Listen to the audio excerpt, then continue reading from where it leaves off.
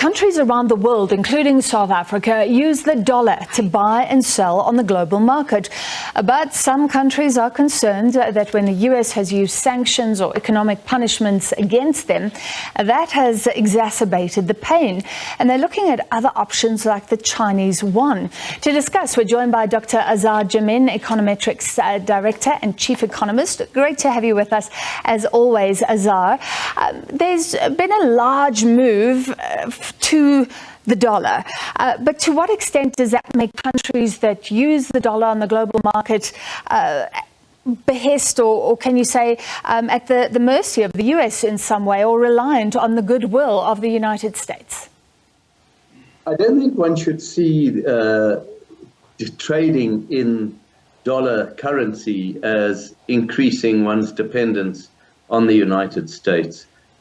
On the contrary, I think it's merely a function of the fact that historically the dollar in the last century has taken over from the British pound on account as the leading currency in which trade is conducted, and the leading currency in which foreign currency reserves are held, merely as a result of the dominance of the US economy.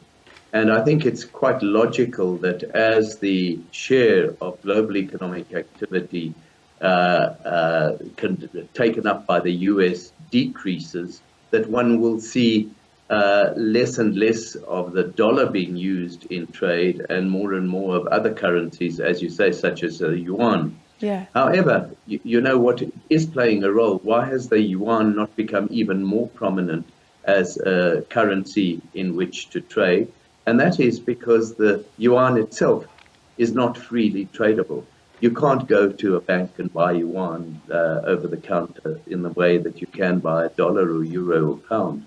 And so that restricts the ability of the yuan to actually assume a more important role from a point of view of trade. But we have seen in recent times, for example, that because of sanctions imposed on Russia, I suppose it's more psychological than anything, we're seeing more and more of the trade that Russia conducts being conducted in yuan because of the increased closeness of relations between between China and Russia. And you're right, because the debate, I think, has become more intense since the Russian invasion of Ukraine. So not looking at whether that was right or wrong, but what has the fallout been for Russia? Because you say it shouldn't be that bad, but some said, look, it actually effectively froze Russia's foreign currency reserves because it could no longer buy and sell with those dollars. Does that make sense, or can you describe what the fallout would have been? Yes, Russia could no longer use its dollars for trade purposes, but it still got them, and opted to start using Chinese yuan instead. The fact is that its trade is substantial, and so if it can earn its money in yuan, so much the better. I don't think that the idea of dollarization, I think, is exaggerated in terms of people's dependence on the United States to be able to use the dollar as the currency through which to conduct trade.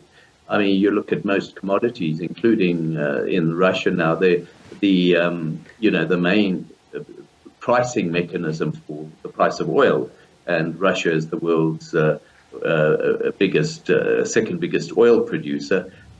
It's all done in dollars. You always hear the price of oil denominated in dollars rather than in other currencies. But there's nothing to stop it being denominated in ruble or whatever, and for Russia to sell its dollars sell its oil for currencies other than the dollar.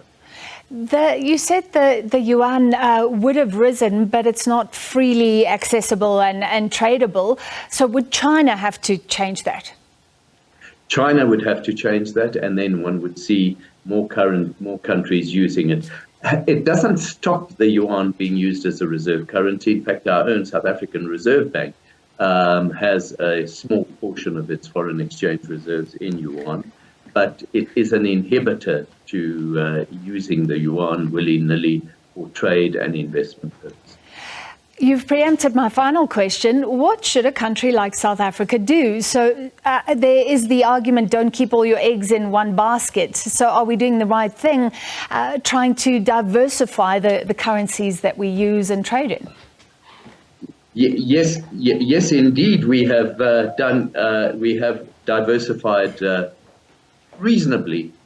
The Reserve Bank never actually publishes what proportion of its reserves it has in other currencies. The last time we saw it was something like 60% in dollars, 18% in euros, and 11% in sterling. And then we were told that it had opened itself up to holding yuan as a foreign reserve currency. I've seen the list of the global foreign reserves, and it's fairly broadly based, but 60% of all reserves around the world are held in dollars. And I expect that will gradually decline as the United States' share of global economic activity gradually slides. But really, I don't think it poses a major quandary for a country like South Africa in terms of which currency to hold its reserves in. Russia is a very small trading partner, so it wouldn't make much sense in holding a lot of rubles, for example, other than for political reasons.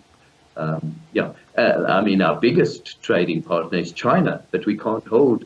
It would be unwise to hold more of our reserves in yuan for the simple reason that they are not as freely available. Most of the world's investment flows in financial markets are in the form of dollars, and secondly euros, and thirdly sterling, and then you get the likes of Canadian and Australian dollars and a few other Swiss francs, odds and ends. All right. Well, I'm glad you think this may be overstated, because we do have a lot to worry about as a country already. Thank you, Dr. Azar Jammine, Econometrix Director and Chief Economist.